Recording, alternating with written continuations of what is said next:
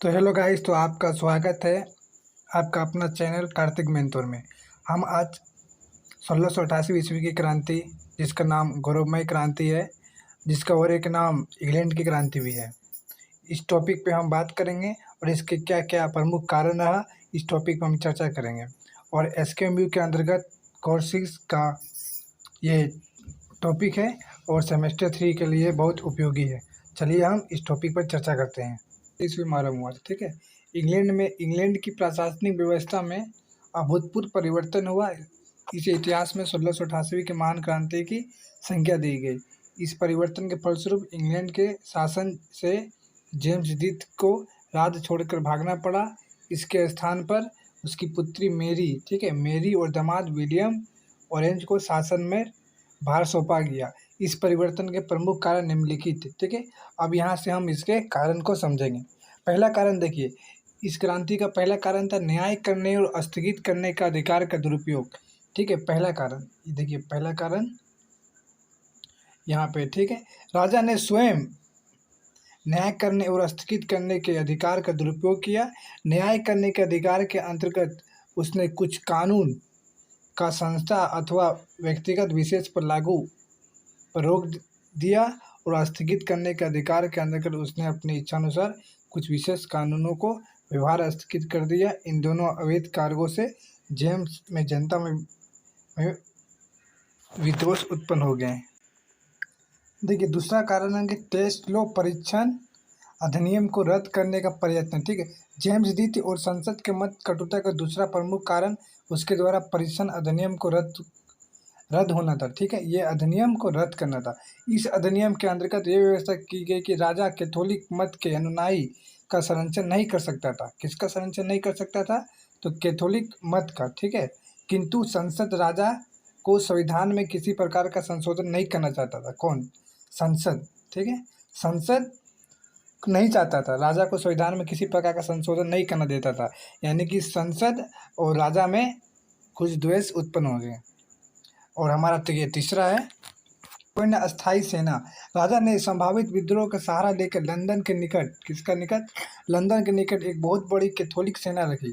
किसकी सेना? कैथोलिक की सेना। सेना में सिपाहियों की संख्या 7,000 से बढ़ाकर 30,000 कर दी गई, ठीक है। बाप रे, 7,000 से लेकर बढ़ाकर 30,000 कर दिया। जनता में असंतोष फैल गया।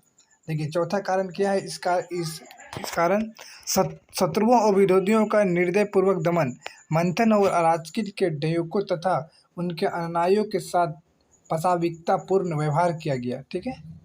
इसका कारण ये था कि उन्होंने जेम्स द्वितीय के विरुद्ध घोषणा किया था। देखिए, मतलब कि जेम्स द्वितीय के विरुद्ध जो भी, मतलब राजा के विरुद्ध जो भी, मतलब कि उसके खिलाफ जो भी बोल दिया तो उसके विरुद्ध आ जाता था, ठीक है। यहीं पे लिखा गया है, समझाया गया है। 300 व्यक्तियों को विरुद्ध घोषणा की थी। खूनी न्यायालय 300 व्यक्तियों को प्रमुख दंड दिया गया। हजारों व्यक्तियों को निर्वासन दंड दिया गया। उन्हें वेस्ट इंडीज भेज दिया गया। वेस्ट इंडीज भेज दिया गया। देखिए, पांचवा कारण है प्राधिकार न्यायालय की पुनर्स्थापना। जेम्स ने उच्च समिति की प्राधिकार धर्म के संबंधी न्यायालय का पुनर्जीवित किया गया।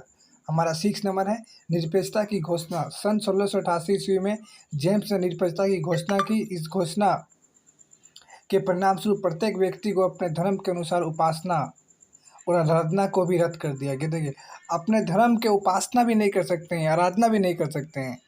देखिए, इतने कठोर वहाँ के नियम था। देखिए, 7वां नंबर देखिए, इस क्रांति के कारण का 7वां 7 महा धर्म अध्यक्षों की सुनवाई। सन 1688 ईस्वी में जेम्स ने धार्मिक स्वतंत्रता की दूसरी घोषणा की। पादरियों के विरुद्ध नियम समाप्त कर दिए गए। कैटरबरी के आर्कबिशप तथा 6 अन्य पादरियों के साथ आदेश विरोध किया गया। देखिए, 8वां नंबर देखिए, पुत्र का जन्म। अभी तक अधिकांश जनता जेम्स के अत्याचार ये समझकर सहन कर रही थी कि ये वृद्ध तथा निसंतान, देखिए वृद्ध निसंतान, अतएव उनकी मृत्यु के पश्चात उसकी पुत्री, उसका दामाद इंग्लैंड के शासक हो, जो कट्टर प्रोटेस्टेंट है। लेकिन जनता उस समय निराश हो गई जब 10 जून सन 1688 में जेम्स का एक पुत्र उत्पन्न हुआ। करने का अर्थ ये हुआ कि मतलब कि इसके देखिए, इसका डेफिनेशन मतलब समझे कि जेम्स का कोई पुत्र नहीं था, ठीक है। जेम्स का कोई पुत्र नहीं था। जनता समझ रहा था कि कोई इसका पुत्र नहीं है, चलिए अब इसके बाद इसका जो उत्तराधिकारी होगा कोई नहीं होगा, लेकिन ऐसा नहीं हुआ।